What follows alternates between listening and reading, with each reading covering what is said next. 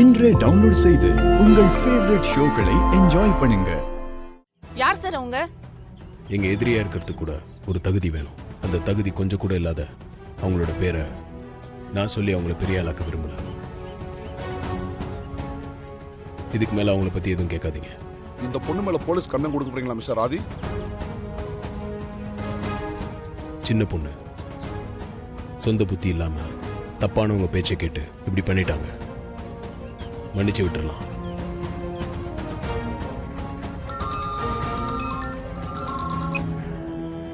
Hello, அப்படிங்களா? Okay sir, okay okay. Rajesh, Akilandeswari family பத்தி breaking news கிடைக்கும்னு வந்தோம். இப்ப ஃபிளாஷ் நியூஸே கிடைச்சிருக்கு. Oh my God. அகிலாண்டேஸ்வரி மேடத்தை பிளானிங் கமிஷன் மெம்பரா அதிகாரப்பூர்வமா அறிவிச்சிருக்காங்க. வாழ்த்துக்கள் ஆதி சார். எங்க எல்லாருடைய வாழ்த்துக்களையும் மேடம் கிட்ட சொல்லிடுங்க. Thank you sir. ஷூர். உங்க ரெண்டு பேருக்கும் போட்டி இருக்கிறது எல்லாருக்கும் தெரியுமே, அதனால தான் மேடம் நான் கேட்குறேன். இவெல்லாம் ஒரு மனுஷி. போட்டிங்கிறது எங்களுடைய பர்சனல். திறமையும் தகுதியும் யார்கிட்ட இருந்தாலும் பாராட்ட தான் செய்வோம். ம், தேங்க்யூ மேடம். Thank you madam.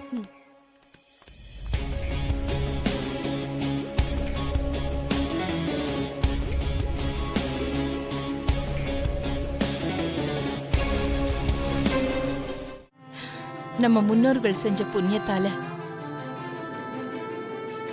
நீ எனக்கு மகனா பிறந்திருக்க. பெத்தவ மனச புரிஞ்சு நடந்துக்கிற பிள்ளைங்க கிடைக்கிறது இதோ இந்த கடவுள் கொடுத்த வரம். நீ எனக்கு கிடைச்ச வரம் ஆதி.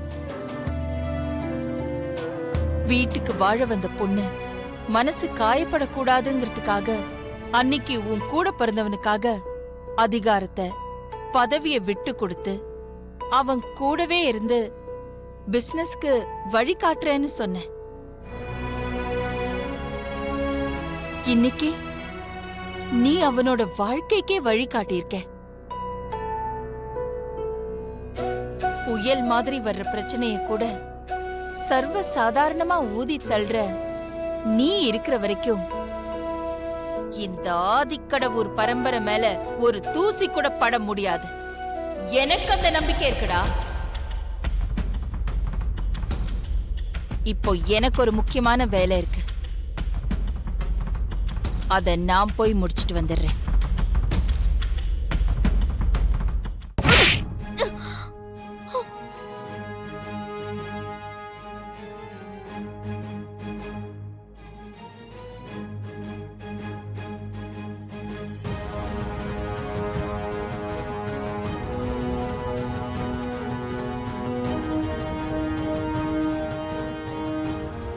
மேடம், நீங்க இப்படி நடந்துப்பீங்க கொஞ்சம் கூட எதிர்பார்க்கவே இல்லை. இது ஒரு பொறுப்பான தலைமைக்கு அழகாவே இல்லை. நீங்க தலைவர்ன்றதுக்காக இப்படி கண்ட்ரோல் இல்லாம நடந்துப்பீங்களா? என்னதான் இருந்தாலும் நந்தினி மேடம் இந்த யூனியனோட செக்ரட்டரி. அவங்களை நீங்க எப்படி அடிக்கலாம்? நான் இப்போ இந்த யூனியனோட தலைவரா இங்க வரல. இவள இந்த யூனியனோட செக்ரட்டரியாவும் பார்க்கல. இப்போ எங்க ரெண்டு பேருக்குள்ள நடக்கிறது ஆதிக்கடவுர் அகிலாண்டேஸ்வரிக்கும் நாகபுரி வம்சத்து நந்தினிக்குமான தனிப்பட்ட பிரச்சனை. இப்ப நான் இவள எதுக்காக அடிச்சேன்னு உங்க யாருக்கும் தெரியாம இருக்கலாம். ஆனா இவளுக்கு நல்லாவே தெரியும். காரணத்தை அவளை வெளியில சொல்லுங்க. அவ செஞ்சது சரி, நான் செஞ்சது தப்புன்னு உங்க எல்லாருக்கும் தோணுச்சுன்னா அடிச்சதுக்காக நான் மன்னிப்பு கூட கேக்குறேன். இது எனக்கும் ஆண்டிக்கும் இருக்கிற தனிப்பட்ட பிரச்சனை. இதுல நீங்க யாரும் தலையிடாதீங்க. கொஞ்சம் அமைதியா இருங்க. வாங்க சார்.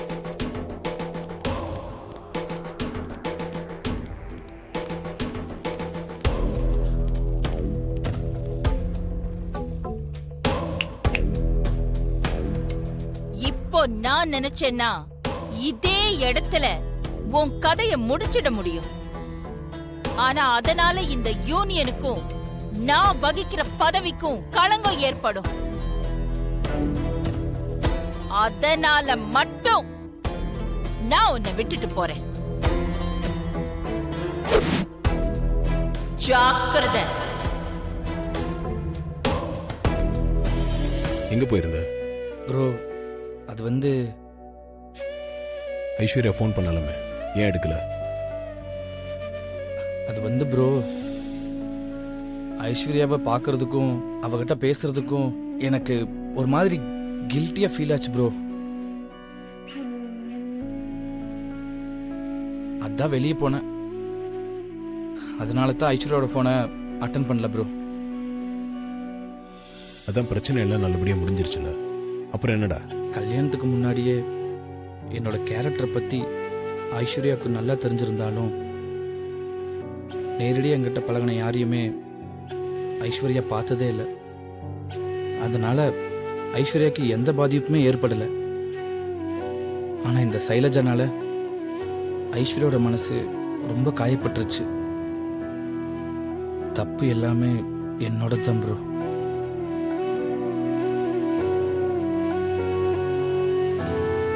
இங்க பாருடா